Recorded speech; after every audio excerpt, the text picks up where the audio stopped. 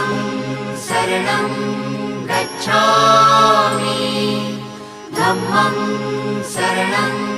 गच्छामि संघं शरणं गच्छामि